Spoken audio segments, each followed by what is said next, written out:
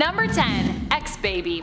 This alternate baby comes to us from the short stories that make up X-Millennial Visions 2000. Here in the story titled Bringing Up Baby, we learn of a son that Jean and Scott both have together in this alternate future. The story shares a conversation the two have, an argument regarding Jean being pregnant. She wants to keep the baby, Scott is contemplating them not having the baby, considering all the problems that then could arise from that. What if something happened? What if he just isn't ready? He's scared, and considering his track record with this kind of situation, I can't say I blame him. Jean keeps pressing though. What if their child has superpowers and can defend themselves? Look at Reed Richards and Sue Storm. They are both heroes and parents. It could work. The next page shows a picture of their son that I guess they agreed to have, who seems to have his father's eyes and his mother's telekinetic powers even as a baby.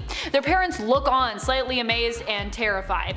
I feel like raising a super baby would be really hard. Also, where did they get those X-Men brand diapers? Number 9. Summers Twins. The Summers Twins are the children of Emma Frost and Scott Summers. They have a bit of a Cuckoo's vibe to them, but also have darker eyes and freckles than the Cuckoos, resembling Emma a little less and Scott a little more. They have psionic powers which allow them to create solid psionic objects similar to Psylocke's weapons. In the reality of Earth 41001, which they originate from, they are not the only children of Emma and Scott either. Their mother is very protective of both of them, as well as all of her and Scott's children. In this reality, Scott and Emma are actually married. Number 8. Strife. Strife is the evil clone of Cable, who is the biological offspring of Scott Summers and Madeline Pryor. He was created to be a fail-safe child should the young baby Nathan die, succumbing to the techno-organic virus that plagued him. Creating this clone who would grow up to become Strife was the decision of Mother Ascani, who knew of baby Nathan's prophesied importance. Strife was also brought into the world with the same techno-organic virus that plagued his twin, but as Clan Ascani were present for his entire growth cycle, they were able to actually minimize the infection, reducing the risk of it becoming lethal. Both children ended up surviving, but shortly after, Apocalypse busted in and the Ascani were only able to save one of the two babies. The baby they saved was actually the true son of Scott, Nathan Summers. Apocalypse thought he had captured baby Cable, but he'd actually retrieved his clone, Strife, instead. Strife as such was raised by Apocalypse to become his powerful weapon and potentially become the perfect body for Apocalypse to transfer himself into in the future. He was also pretty much raised to be evil, so yeah. In at number 7, Blindfold. Blindfold is Ruth Aldine, a character who first debuted in Astonishing X-Men Volume 3 Issue 7 in 2005, despite being mentioned several months prior in the same series as Issue 4. Now, she was created by Joss Whedon and John Cassaday, and she's got some wickedly powerful abilities. She's a telepath, is capable of retrocognition, clairvoyance, precognition, reality anchoring, astral projecting, and psychic energy manifestation. Over the years, she's had some other powers that she's lost or regained, including telekinesis, chaos manipulation, and accelerated probability. Now, ever since she was a child, Ruth has worn a blindfold over her eyes in order to cover up her mutation. She was born without eyes, but has powerful psionic abilities. Now, her powers are neutralized when she's in the presence of another precognitive, like Destiny, who explained that when two precogs are in close proximity to each other, it's like they're two magnets pressed together positive pole to positive pole, negatively affecting each other's powers. These days, after Dawn of X, Ruth's predictions about her future proved to be true. She knew that there would be a utopia for most mutants, but because of her precognition abilities and Moira McTaggart's demands that no precogs be allowed on Krakoa, she was not able to join her peers. Number 6. Ruby Summers. Ruby Summers is the daughter of Scott Summers and Emma Frost, and comes from the alternate reality that is also the home reality of Bishop, Earth 1191. Ruby ended up being named by Layla Miller herself, who suggested the name to both her parents. Her mother in this reality is dead, but Scott is still alive, although he is part cyborg in this alternate future reality. Ruby also becomes motivated by Layla to continue the dream of the X-Men and fight for mutant freedom. Her powers are similar to her father's, but she has full control over her optic blasts. She can shapeshift into her Ruby form, which is similar to her mother's Diamond form, and while in this form she does not age, nor does she require food or water to survive. Number 5. Nate Gray. Nate Gray is the son of Scott and Jean, who was raised by Forge, who basically became his foster father. Scott and Jean never really knew of their relation to Nate when he was born, as he was created by Mr. Sinister to be the perfect psionic mutant. Sinister created him using the genetic material of both Jean Jean Grey and Scott Summers. Mr. Sinister just has all that genetic material. Nate did end up becoming the perfect psionic mutant and is known for being one of the most powerful mutants around. At one point he was even seen as being a mutant Jesus, being known for a time by the mantle of the Second Coming. He has been shown using his powers to heal and even resurrect people on occasion, as well as warp reality. He also is believed to be a potential avatar of the Phoenix Force due to his ties to Jean Grey and his immense power.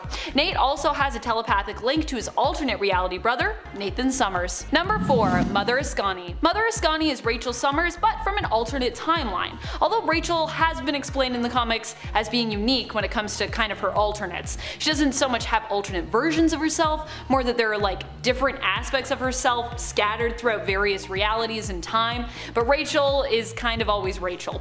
She's both all there is and then kind of so much more than that. It's confusing, but it's also what makes her cool. This version of Rachel came into her own state of being after she sacrificed herself to save Captain Britain. Becoming lost in the time stream, she ended up in an alternate future in the 37th century where Apocalypse had taken over the planet 100 years prior. She developed the clan Ascani and would be the one to give the order for Sister Ascani to help save the prophesied Messiah referred to as Ascani's son or Dayspring, which would end up being her alternate timeline brother, Nathan Summers. So many alternate timeline siblings. Hard to keep track of all this traveling through time and alternate realities. Number 3. Young Cable. Who is this young kid? I thought Cable was an old grizzled man like we saw in Deadpool 2. If that's what you're thinking, well, you're not wrong, but also you kinda are wrong. There are in essence sorta 2 Cables, but there's only one Nathan Summers. Sort of. I mean, it's complicated. Basically, young Cable is old Cable, but from his own past. Young Cable, however, killed himself, older Cable, and in essence replaced him in the comics. While he's technically the same character just from his own past, he's also kind of a very different person as he's at a different stage in his life. In essence, Cable closed his own time loop when he killed himself, which a lot of people hated as they figured, how would Cable not see that coming, and also, they miss old Cable. But of course, all of that confusion was explained. In essence, old Cable knew it was coming, but he also knew because of his past that it kinda had to happen, so yeah. Confusing. Anyways, young Cable is the current main Cable in the Dawn of X line, who is basically a loudmouth, gun-obsessed, cocky kid who loves a good fight, especially if he gets to protect innocent people along the way, or it makes him look badass in front of the ladies. He has dated a bunch of younger mutants already in the comics, but is currently in a relationship with all 5 of the Cuckoos, much to Emma Frost's displeasure. Just watching you, young Cable. Number 2. Rachel Summers. Rachel has got to be one of the most confusing of the Summers children, and I say that fully acknowledging all the confusing stuff that we just talked about, including the stuff with Cable. While there is the version of Rachel Summers that became Mother Ascani, there is also multiple other versions of her besides, especially as her splitting into separate entities is literally a part of sort of Mother Ascani's story. Anyways, this Rachel Summers is from the alternate Earth of 811, and for most people is considered the Rachel Summers, the main one. Here she was born to Jean and Scott after Jean had bonded with the Phoenix Force and ended up living after having the confrontation with the Shi'ar. Rachel didn't just inherit her mother's extraordinary telepathic and telekinetic powers though, she also inherited the Phoenix Force itself, part of which resided within her, allowing her to use its power whenever she needed. She was friends with Franklin Richards and lived peacefully in her reality until the anti-mutant Senator Kelly was killed. This ended up resulting in pandemonium and public panic, which resulted in the death of her mother and her father, as well as an apocalyptic future where all superhuman beings were essentially captured or killed.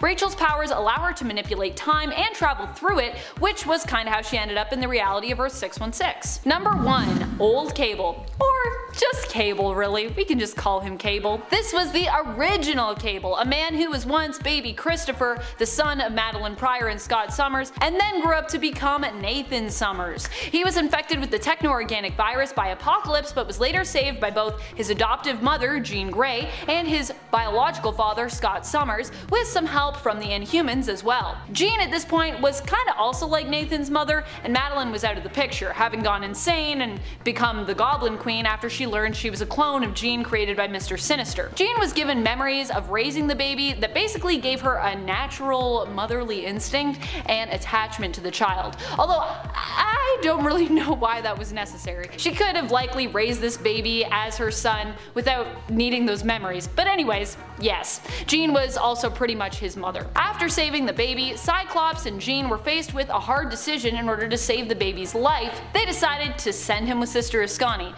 and they actually would see him again, in the future, and the past, and pretty much all throughout and around their timeline and alternate timelines besides. Adult Nathan Summers, Cable, would also at one point become the one responsible for saving his own father's life. Number 10. Prodigy. I feel like a lot of people maybe forgot about Prodigy, as he's been MIA for some time in the comics, and was depowered during the events of M-Day. But with the magic of Krakoa and Dawn of X, he was able to return to us, being resurrected and also regaining his powers. 1. Prodigy happens to be a super genius, but this is also because he's a telepath with the ability to basically mimic anyone's skill set and share their knowledge while nearby. This has also been shown in the past to extend to fighting precognition, where he can basically use his abilities to read a person and predict their next move of attack in a battle, which is pretty sweet. He often also builds his own advanced tech, and even when depowered is known to possess a great level of intellect, making him a challenging adversary whether or not he has his mutant abilities. Even as a depowered mutant, you might not want to mess with him. Number 9. Lady Mastermind. Lady Mastermind, aka Regan Wingard, recently popped back up in the giant-sized Nightcrawler comics and was welcomed into the mutant nation of Krakoa. Some, however, may not know or appreciate her mutant history and background. Just who is Lady Mastermind? Well, she's the daughter of Jason Wingard, aka the original villain known as Mastermind. Her powers take after her father's, allowing her to create realistic illusions projected into her target's minds. While she also has an even lesser known suspected half-sister, Regan's powers are often depicted as being the more powerful between the two, with it even being said that her abilities are even more stronger than her father's. Additionally, she is also fairly skilled in hand-to-hand combat, a skill set her father actually very much lacked. He was hilarious in a fight. He's like a rag doll.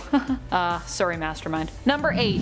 Gentle. Gentle is a mutant with the abilities of super strength. I know, very hilarious considering his name. He can grant himself immediate muscle mass that basically allows him to change size and increase his strength when needed. It is yet unknown just how strong Gentle can make himself, and he is also known for being someone who could potentially even take on the Hulk, although he is more of a pacifist, hence his name. Gentle's real name is Nezno Abidemi. I hope I'm saying that right. Nezno Abidemi. I'm sorry if I'm saying it wrong. It's a hard one to say. He was raised in Wakanda, but always felt like an outsider because his father was Russian. When his mutant abilities surfaced, it was actually Aurora Monroe Storm, who was queen at the time in Wakanda, who encouraged him to be sent to the Xavier Institute so he could learn how to better control his powers. His vibranium tattoos are also meant to help him to control those powers. Also, vibranium tattoos are super cool, but I think they're also super painful to get, so maybe don't get them. You can't, because it's not a real substance, but still. Number 7. Egg. Fabio Medina might not seem like a powerful mutant based on his ability, but since his rise to the supremely important mutant group known as the Five on Krakoa, he can be considered one of the most important and powerful mutants around. When he combines his powers with that of the Five, he has control over life and death. Originally, the bouncy gold balls that he shot forth from his chest were believed to be nothing special, but it was later revealed that these balls were actually infertile eggs, which could be used in the process of resurrecting new mutants. Number 6. Tempest. Eva Bell is another member of the Five. She has actually appeared in less issues than Egg, if you can believe it, despite the fact that she has a pretty neat power set, and it's been neat since the beginning, which allows her to time travel. Tempest, as she used to be known, was able to control the passage of time in a specific pocket of space. She could also slow time in a current space that she also inhabited, either slowing time around her or creating time bubbles to manipulate time in that bubble, where she could speed it up or slow it down. The only challenge for her has been losing control of her powers, which can cause them to behave unpredictably. Still, controlling time is a pretty impressive and powerful ability to have. Number 5. Empath. Manuel de la Rocha made his first appearance in the original New Mutants Mutants series, where he was part of Emma Frost's team known as the Hellions. He's recently reappeared in the newest Hellion series from 2020 and proves just how powerful but also how sadistic he can be. Empath's power is, you guessed it, empathy, and he can use this power to not only sense others' emotions but also to control them, in effect manipulating others into doing whatever he wishes them to do. His influence can be subtle, such that someone might not even realize they're being manipulated by him, or it can be more forceful, turning his victims into complete husks of their former selves and bending them fully to his will. Number 4.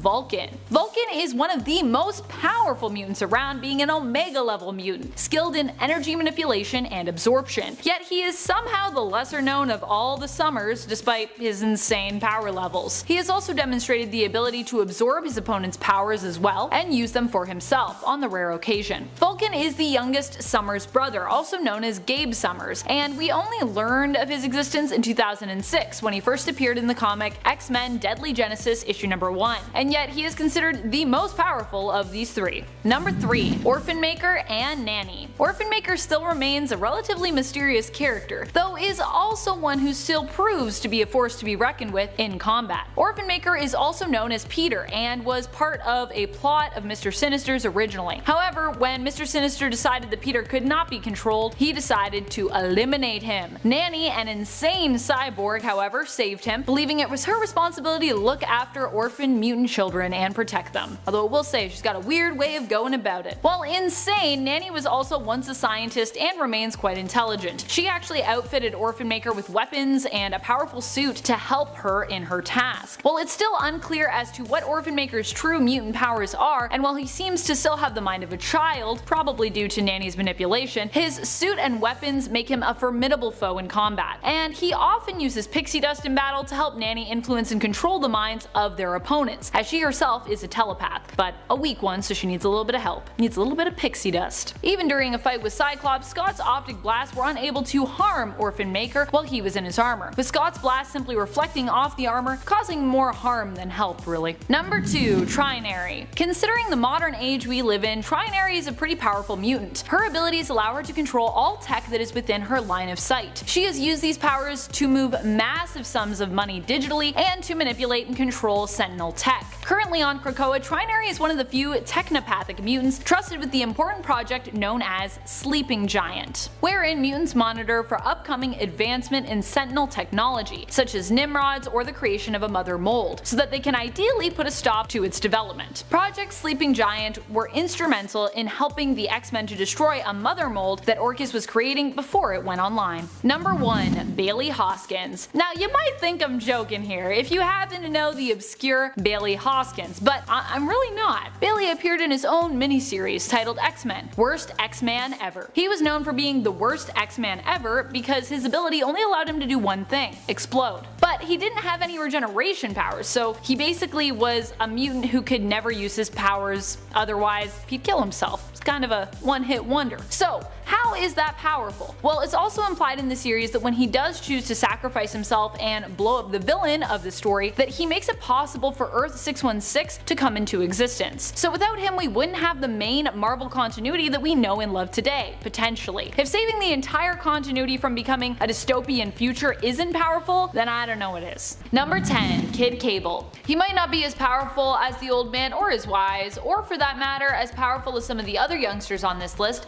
but Kid Cable has a ton of potential, and to be fair, he is pretty powerful when it comes to outwitting people and working his way out of some pretty sticky situations. He also has the Summer family waiting in the wings to back him up when he needs. While their power is obviously not his own, having both his mom, Marvel Girl, and dad, Cyclops, as frequent allies, as well as his sister Rachel, is something that should be noted, because there are many times these days in the Dawn of X line where we see this family supporting one another and teaming up. Cable has his powerful telepathic and telekinetic powers, as well as his love of big guns and big swords, to help him qualify as one of the most powerful and sometimes resourceful teen mutants around. Number 9. 9. Jubilee. Jubilee is one of those mutants who also has the potential to be even more powerful the older she gets. As a teenager, her powers were more unpredictable, but she still had that potential to create mass destruction using them. A lot of people think of Jubilee's powers as just being a fun display of fireworks, but she can actually create explosions on a subatomic level, meaning that she has the potential to go nuclear under the right conditions or with the correct amount of training. Her emotional connection with Wolverine gave Jubilee enough power to decimate part of Mandarin's castle when Logan was in danger. While Jubilee might not have seemed like the most powerful teen mutant, she definitely was capable of more than most give her credit for. So now she's pretty much all grown up though, with her son, who is currently a dragon, Shogo, to look after. But she was a teen once, and when she was a teen, she was pretty powerful. She was pretty cool. I like Jubilee, she's one of my favorites. Before we move on to our next point, just a reminder to give that like button a little click. Just give it a little click. It really helps us out on the channel and lets us know that you are loving these mutant lists. And who doesn't love mutant lists? I love mutant lists personally. Let me do more of them, please. Click the like. Moving on to number 8, Armor. Armor, aka Hisako Akichi, is a Japanese mutant who first appeared in October of 2004 in Astonishing X-Men issue 4. Her mutant powers are pretty rad. She has the ability to generate an impenetrable psionic exoskeleton body armor that gives her superhuman strength, reflexes, agility, endurance, stamina, dexterity, durability, and invulnerability. Not too shabby, huh? Her goal was always to become an X-Man, and she went through some pretty traumatic stuff while she was a student at Xavier's. After the alien villain Ord attacked the school, her best friend Wing had been injected with a cure for his mutant ability, and eventually he committed suicide because of it, with Armor, along with Kitty Pryde and other students at the time, all being trapped inside the danger room with his reanimated corpse. That happened when the room became sentient and hostile towards them, so not a good experience for her, needless to say. Number 7, X-23, or as we know her now, just Wolverine. As Logan says, you just call yourself Wolverine, there can be two of us. Laura Kinney was created and raised to be a fighting machine. It was all her mother could do to sneak in some normalcy to her daughter's routine. Also, the story of how her creator was forced into bearing her and literally become her mother in that way is pretty messed up. But then again, Laura's whole story is pretty messed up, so there's that. Even as a little kid, she was trained to become an unstoppable killer, and even when she found her way to freedom and the X-Men, as well as Wolverine, her genetic father, who she was a female clone of, she wasn't even safe from a world of killing. She was such a good killer that Cyclops couldn't resist recruiting her to the X-Force, the mutant team that was sent in for less savory and more secretive Black Ops missions. Number 6, Elixir. Josh Foley's powers first manifested when he was just a teenager, like most mutants. Right away, they were pretty powerful, allowing him to heal people who had life-threatening injuries on the verge of death. He was originally a part of the anti-mutant group known as the Reavers, who kicked him out after learning that he was a mutant, severely beating him when he wouldn't accept their rejection. He just wanted to hate mutants still, but no, you can't, because you are one. Sorry. His parents also disowned him, and with nowhere to go, he was forced to join the Xavier Institute, despite not initially being interested in joining his fellow mutants. Elixir's powers were shown to be so powerful, even from a young age, that he could even heal powers that had been lost, giving Rain, who he had a crush on at the time, her powers back after she lost them when he kissed her. And to people who were like, but healers, are they that great? Because what if they get hurt? He can even heal himself, so yeah. Elixir's pretty cool. Number 5, Kitty Pryde. It's really hard when we are talking about Kitty because I personally just think her mutant powers as they stand are so overpowered. Just in my opinion. We also have to consider that Kitty Pryde kinda got fast-tracked during her time on the X-Men team. When Kitty joined the X-Men, she was basically a teenager and she was already pretty powerful. In fact, she could walk on air back in the original X-Men days. And Kitty also didn't have any trials on other like young X-Men teams. She was kind of just like put on the X-Men right out of the gate. So that is pretty crazy. Straight out of the gate, she was working with the pros. Of course, over time, she has had some of her weaknesses tweaked and even removed, but in exchange for some of her other secondary abilities kind of being lost. Teenage Kitty also went on tons of adventures that were just always seemingly adding and building on her skill set list. And even now as an adult, Kitty, or Kate as she currently prefers to be called, is still one of the most powerful and often, in my opinion, underrated mutants that we have on the X-Men roster today. Number 4, Magic. Magik is insanely powerful, even as a teenager, simply because she spent so long training with the powerful magic user turned demon who kidnapped her years ago, Belasco.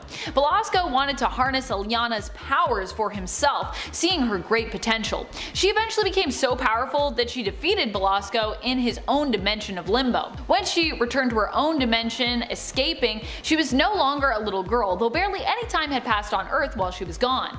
It had only been seconds for her fellow mutants since she left, but for Magik it had been years, and she returned as a super powerful teenager with a strong connection to Limbo. While in Limbo actually, Magik is basically a god, as being in Limbo puts her closer to her power source and effectively makes her almost undefeatable while there. Number 3. Jean Grey. Even when we see any teen versions of Jean, they are known for usually being very powerful. While we might now know Jean as an adult woman who is immensely powerful when she needs to be, or when the plot requires her to go into Phoenix mode and kind of act as a deus ex machina, we also have met younger versions of her thanks to various time traveling shenanigans. Even as a teenager and a child, Jean is often portrayed as being exceedingly powerful. In fact, when she originally met Xavier, her telepathic powers were so great that he was forced to put up mental blocks to protect her from them until she was better equipped to handle such an elevated level of power. And after a few adventures with the X-Men, she did get those blocks removed.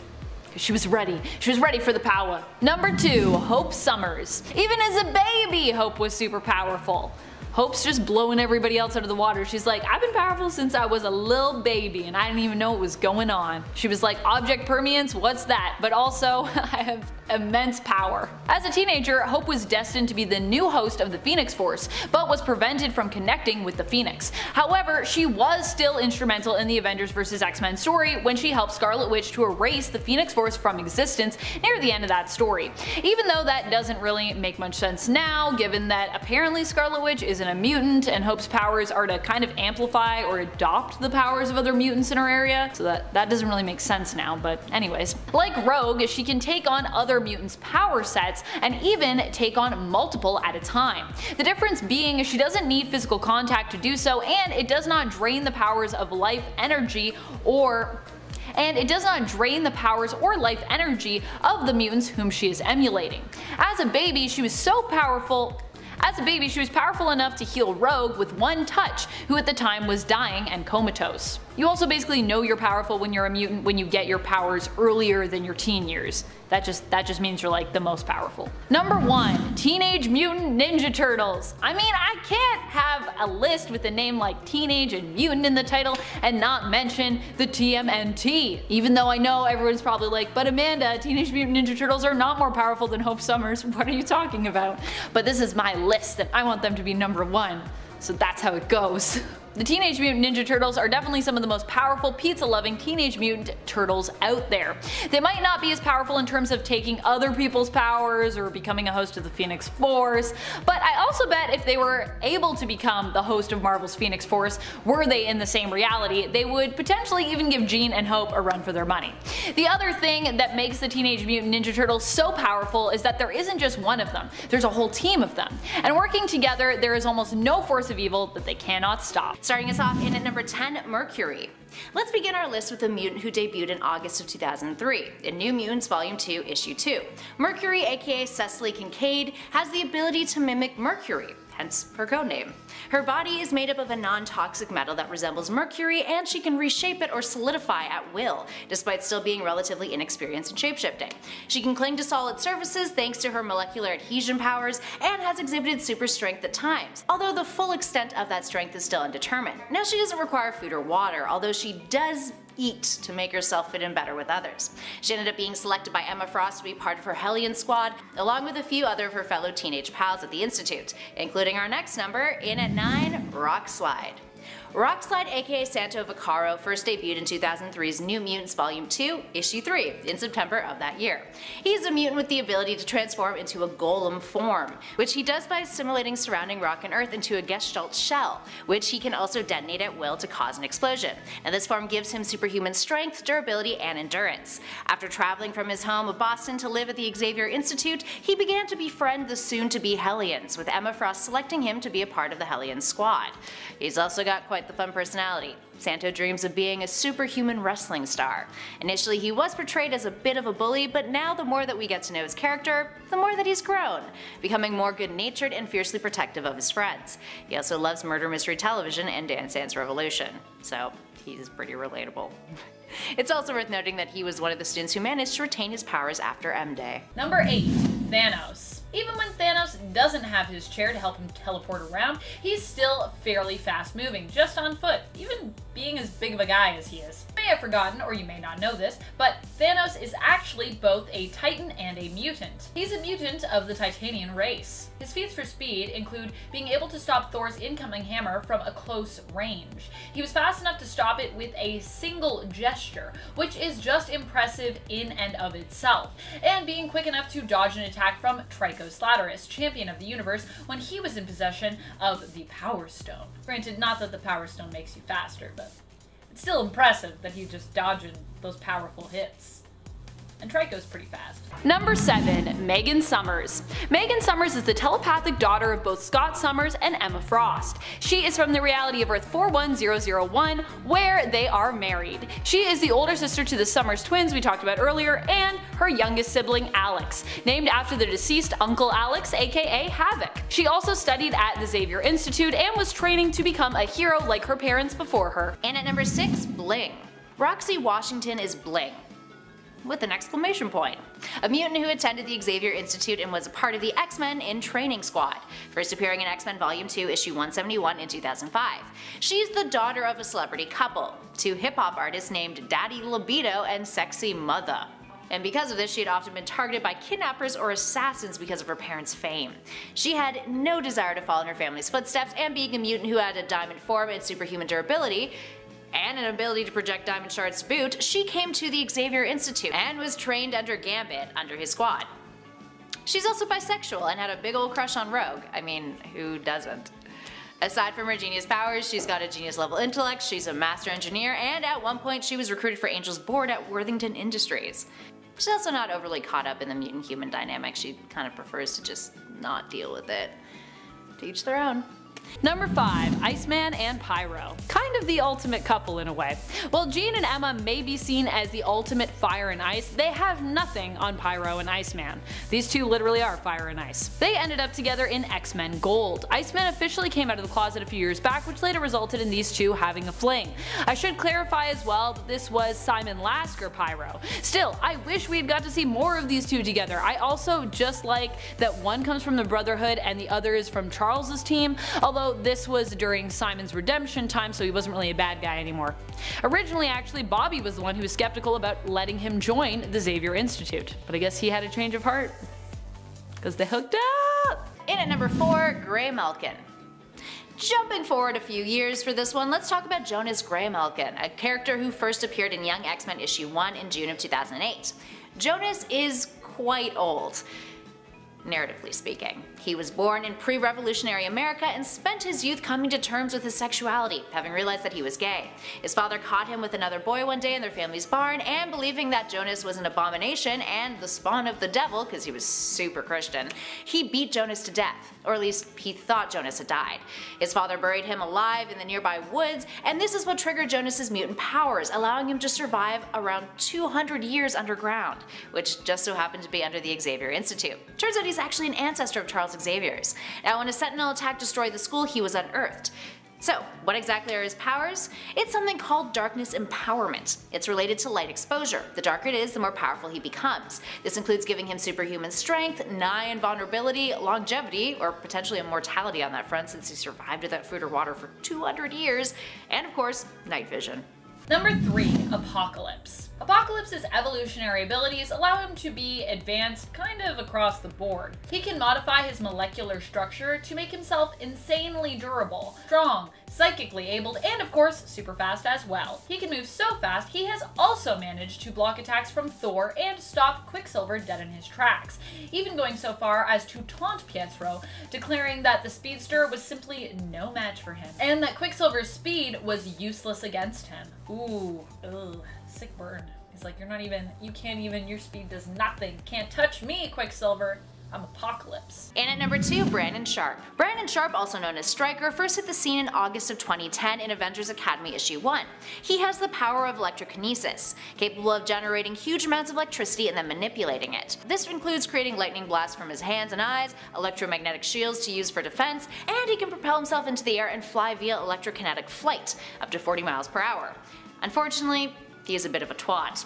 He's a self-centered and egotistical character who's focused on his own gain rather than helping others. Brandon had a bit of a rough upbringing though. His father was an adulterous politician and his mother was fame-hungry, who made him become a child actor. Brandon's manager, Rick, tried to take advantage of the young boy, and that's where Brandon's powers first manifested, frying the limo that they were in and severely injuring Rick. And finally, in at number 1, Velocidad. Gabriel Coelho is Velocidad, a mutant who debuted in 2010 in Uncanny X-Men issue 527. He's another Generation Hope mutant who is a part of the Five Lights with Hope Summers, and kind of also had a thing with her until she caught him making out with Pixie. Unfortunately, he met his end almost 9 years later, dying in Uncanny X-Men Volume 5 issue 21. Now Gabriel is capable of doing something called localized time manipulation. He can slow down the movement of time around him, but remains unaffected by that slowdown. So it does make him appear as if he's moving incredibly fast. But really, he's not a speedster, just a time manipulator, which is what everyone actually initially thought his powers were. Now his powers speed up his aging greatly though, which is what happened after he was detained and forced to use his powers for ONE, the Office of National Emergency. He was merged with Warlock in order to keep him alive, and eventually when Wolverine came across him, he asked Logan to kill him, which the mutant did in an act of mercy. Told you it didn't end well. Number 10. Sync and Monet. Sync and Monet met at Xavier's School for Gifted Youngsters. The two students developed feelings for one another and began dating. Monet was actually very guarded still around the other mutants when it came to her abilities. The only person she ever seemed to be comfortable around at the time was Sync. The two's romance was brief however, ending almost as soon as it had started, as Everett Thomas passed away, using his powers to sync with Monet and take on her powers so that he could protect human students of the school that he was near from bombs that had been placed in the school by Emma's evil sister, Adrienne, which exploded. Although he was able to protect the other students, he was not able to protect himself and died from his injuries. Sync has since been resurrected and resurfaced in Dawn of X on Krakoa, where Monet also is. She helped in the mission to destroy the Mother Mold, but we have yet to see these two rekindle their high school flames since Sync's first death. Actually, I don't think we've really seen them interact yet, so see how that goes when they do. Though of course nothing will happen because nothing ever officially happens in Dawn of X, it's all subtext. It's all in the subtext. Sexy, sexy subtext. Number 9. Beast and Abigail Brand. While Abigail Brand might not be considered an X-Men, she is still a mutant, and Beast is certainly an X-Men. He's been around for a real long time with the X-Men. Abigail first confessed that she had feelings for Beast near the end of the Joss Whedon run on Astonishing X-Men, also revealing that she was a mutant as well. From there, these two would date, and Abigail has even let it slip that she would like to have children with big bouncing blue Beast. They'd have big bouncing, probably green babies. Green furry babies. Number 8. Fantomex and Psylocke. These two have always had a strange relationship because it was one that no one really expected to happen. A lot of people still enjoyed it though because Psylocke and Fantomex are both really cool, badass characters, and they're both comic book hotties. And when people are both cool, we figured that's a good enough reason to ship them sometimes, so I think that's sort of where this relationship came from. After a bit of flirting in Volume 1 of Uncanny X-Men, it was later established that these two cared deeply for one another. Psylocke even met Fantomex's mom, and later it was revealed that Weapon 13, which is kind of an AI mind that is also a part of Fantomex, was deeply in love with Psylocke. So the three agreed to become one, in a romantic sense. Weapon 13, Fantomex, and Psylocke. It's a triad thing. Fantomex is weird. He is both an AI living within him and a ship for a nervous system that are both part of him, but he's also as amazing as he is complex, so there you go. I'm sorry if I didn't explain Fantomex completely right. He is a very confusing dude. Still love him though, still excited for that giant size. Giant size Fantomex, it's gonna happen! Number 7. Kitty Pryde and Star-Lord. These two first met and worked alongside each other in Guardians of the Galaxy Volume 3, where both the Guardians and the X-Men worked together to get a young Jean Grey back from the Shi'ar. At the end of the adventure, Star-Lord gave Kitty a holographic phone so they could keep in touch. Ooh! Their romance began to blossom as they continued to contact one another just to chat. Eventually, they were trying to date long distance, and when Peter was kidnapped during one of their long distance dates, Kitty showed up, all the way from Earth, to rescue him. Aww. From then on, they were officially a thing. The two continued to see one another and were even engaged for a time. Kinda like them together too. I just feel like they're both kind of free spirits, they're both Cool people. Number 6. Rogue and Deadpool. In a strange but kinda sweet turn of events, these two hooked up during their time together in the Uncanny Avengers in Volume 3 of the series. The two hook up after dealing with Red Skull. It seems that both members of the team had actually had a thing for one another. Wade confesses that although he's always liked Rogue, he hasn't spoken up because he wanted to protect her, but she pushes the issue, telling him that she doesn't need protection. Love when Rogue gets sassy with people. The whole thing is actually pretty sweet though. Even though I'm a long-time fan of Gambit and Rogue being together and I heavily ship that, I really liked this little momentary hookup. Later on, Rogue would sassily tell Gambit, who complained about the whole thing and how everyone called to tell him that she kissed Deadpool when they finally got back together for a mission. They were not dating at the time, by the way. That she didn't just kiss Deadpool, she made out with him, and she even insinuated that he was a better kisser than Remy. Ooh. And at number 5, Trance. Next up we have another mutant who debuted in 2005, Trance. Trance first hit the scene in New X-Men Academy X issue 12. Trance, whose name is Hope Abbott, is a mutant with a particularly interesting power. She has an energetic astral projective form in which she projects her astral self and can travel over far distances in this form, as well as avoid physical injury and can produce a disruptive energy surge. The first time her powers manifested in her hometown of Bloomfield Hills, Michigan, it looked as if a ghost had come out of her body and it actually gave her father a heart attack. She was then sent by her parents to the Xavier Institute in hopes of her being cured of this mutation. Culturally sophisticated and voted the best dressed by her classmates, Hope never really made the cut when it came to the formation of a new X-Men team, but she stayed at the Institute to train further. She has a decent amount of untapped power that she's yet to learn to control, like creating arcing energy surges that can stun foes and bend metal or concrete. Number 4. All the mutants? Okay, so hear me out. With Dawn of X being what it is and the nation of Krakoa emerging out of it, and with all of mutant kind coming together and so much vagueness surrounding who is with who right now, there seems to be a lot of evidence pointing towards the idea that Krakoa is just all about free love. No one has been explicitly tied to anyone, and yet all history is acknowledged, and so in a way it seems like almost everyone is tied to everyone.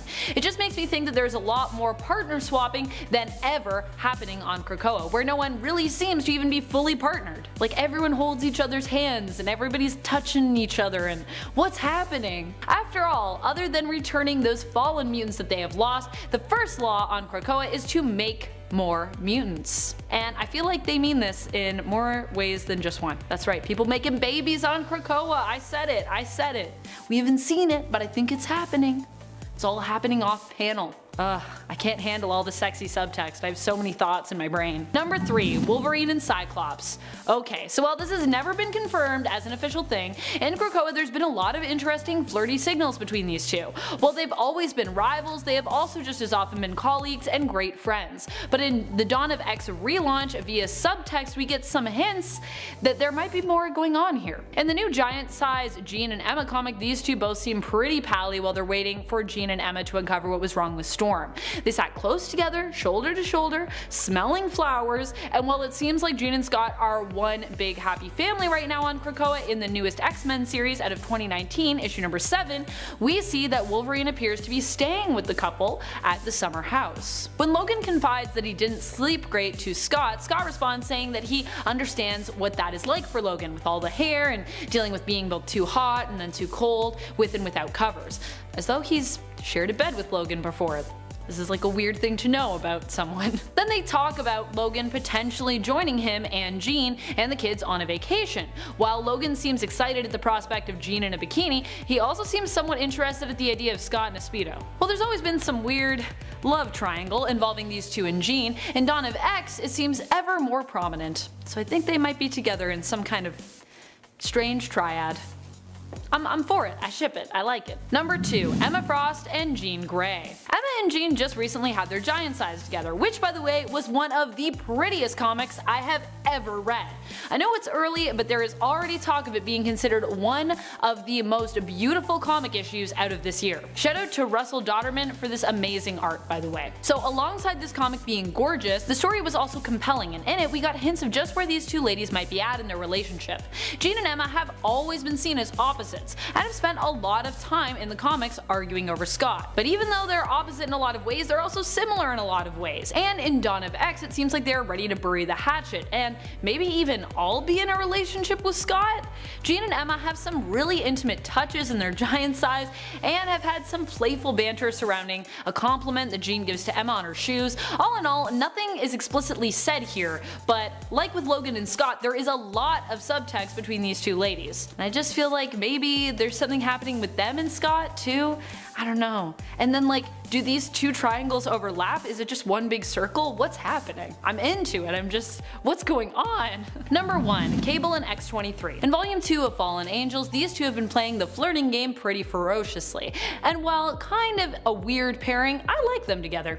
It's also kind of cute that they are both offspring of two other often rivals and kind of besties, Logan and Scott. It only makes their whole potential relationship cuter. These two are constantly watching out for one another, and when they join Psylocke's team of butterflies in Fallen Angels, Laura Kinney originally doesn't even want Nathan on the team. She's worried for his safety, revealing that she cares about him, although she pretends she's not interested in him. Just cute. I'd be interested to see the going-ons between these two off panel, because there's definitely some chemistry there. Number 10. Quicksilver. Okay, so I know Pietro is no longer considered a mutant, and that he and his sister were both retconned out of that realm, but I think that we can still all acknowledge and respect that for a long time he was known as the fastest mutant out there. In fact, the X-Men films made him so fast that many even questioned, why would you have anyone else on that team? Why is that even necessary? Quicksilver could do anything. If you have Evan Peters Quicksilver around, you just need a team of 1. He was just ridiculously fast. For him, time stood still. Now granted, as I said, he's no longer considered a mutant, but I could do a top 10 list about all of the plot holes that retcon created, so please just let me have this one spot in memory of how awesome of a mutant Quicksilver once was. I mean, he's still an awesome character, of course, but he's no longer a mutant, which is why he gets the number 10 spot. Number 9. Gambit. When it comes to reflexes, Gambit has to be one of the fastest mutants around. Remy LeBeau has insanely fast and high-level reflexes when it comes to dodging all kinds of projectiles, laser beams, and, well, just about anything that you can throw his way. This is due to the fact that Remy was raised in the Thieves Guild and was trained at a young age to become one of the most agile thieves around. He is also, of course, trained with the X-Men in the Danger Room to work on honing his skills. And he can even use his mutant powers to tap into energy and use it to enhance his own speed. Number 8. Prodigy. Prodigy is one of the smartest mutants around, and even when he was depowered, he was still pretty powerful. David Elaine was always known for his intelligence, but when his mutant powers activated, he became even more brilliant. His powers allow him to telepathically absorb the knowledge and skill set of those around him. Initially, he worked towards not using his powers and keeping them a secret, trying to resist them because he felt that any knowledge gained this way while he was a student was sort of cheating, which, to be fair, I guess it kinda is. Eventually, he ended up joining the New Mutants and enrolling at the Xavier Institute. Even when he lost his powers, he was still considered to be one of the brightest now depowered mutants around, as he still had the knowledge and skills that he had already absorbed and learned telepathically. He still held on to that, but now he's back to being a mutant because Krakoa. Number 7. Nightcrawler. Okay, so yes, Nightcrawler is a teleporter, and I know I said I was going to try to not go there, so I'm kind of cheating a little bit here by including him, but even ignoring his teleportation powers, which would of course place him at the tippy top of this list, Kurt is still pretty fast even without them. Nightcrawler has been fast enough to dodge closer range bullets from what appear to be a small Gatling or a machine gun, and has been shown to be capable of outrunning Danger Room missiles. Spider-Man has even said before that Nightcrawler's agility and reflexes rival even his own, which is pretty impressive because Spider-Man's pretty quick. Number 6. Cannonball. Sam Guthrie is a fan favorite when it comes to the world of X-Men and mutants. His abilities allow him to summon a force field while moving at superhuman speeds. He can fly and use his force field to shield himself and others or attack with it. He has been shown to move within a fraction of a second, managing to distract Quicksilver long enough to catch him off guard. He also constantly manages to react fast enough to protect himself and others against surprise explosions, gunfire, and psychic attacks. And he's also managed to move fast enough to outmaneuver the skilled fighter and fellow X-Men member Psylocke, which is pretty impressive. She's a pretty skilled fighter and pretty quick. Number 5, speed. Some think it's possible Speed could even end up being faster than Quicksilver. Speed is Thomas Shepard, a mutant who comes to us from the original roster of the Young Avengers. While we don't quite know how fast he can run, we know that he can move at least at speeds of Mach 4. That's the same speed as sound, and means he can cover almost 5,000 kilometers, or just over 3,000 miles per hour. That is fast. His heightened speed also dramatically increases his reaction time when it comes to his reflexes and his agility in a fight. Number 4, Magneto. Maybe not the guy you'd originally have thought of when you thought of a fast mutant. You may have not come into this list being like, I bet Magneto will be on it. But you better believe it, Magneto is speedier than you initially thought he was. He is fast enough to catch a bullet and even catch and stop multiple ones before they can hit when targeted by multiple guns at close range. And sure, his whole mutant powers are magnetism, so we could say he's fast, but only with this specific power set. But even then, we'd kind of be wrong. He has not only been able to react fast enough, granted using his powers, to stop Quicksilver from getting away, but he was also fast enough to momentarily catch Northstar with his bare hands, whose speed could, in theory, approach the speed of light. In theory. More on that later. Moving on to number 3, Transonic. Transonic, also known as Laurie Tremette, debuted in July of 2010 in Uncanny X-Men issue 526. She is a mutant with supersonic flight, capable of not only propelling her body through the air at transonic speeds, but also can change her physical properties in order to have better maneuverability in the air, which she does at higher altitudes or when traveling at high speeds.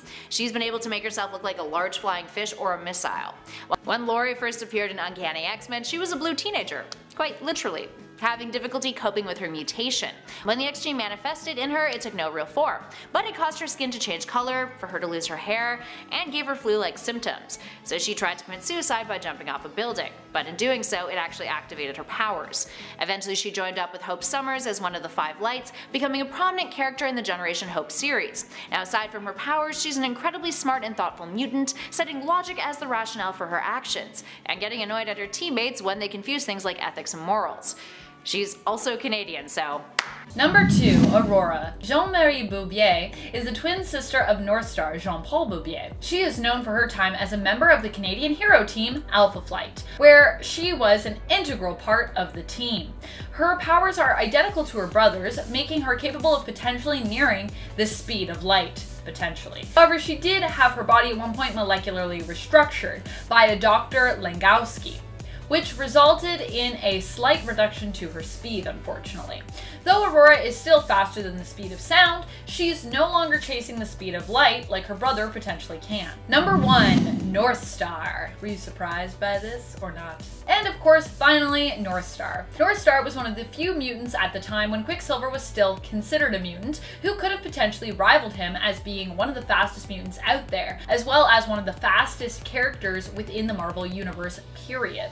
Like his twin sister, Jean-Paul was also a valued member of Alpha Flight, and even spent some time on the X-Men roster as well, though he was initially hesitant to join, as he thought they might just want him for marketing reasons, being that he is one of the few openly gay mutants. But they assured him that his skills, abilities, and his attitude were more what they were after. His abilities allow him to use kinetic energy to increase the speed of his entire body, or just parts of his body. In theory, he could potentially move near to the speed of light, Mach 1, but we've never seen him do so, likely because of how much strain it would put on him physically as well as mentally, and the fact that doing so could actually harm those in his vicinity. Still, the fact that it could even be possible makes him pretty cool.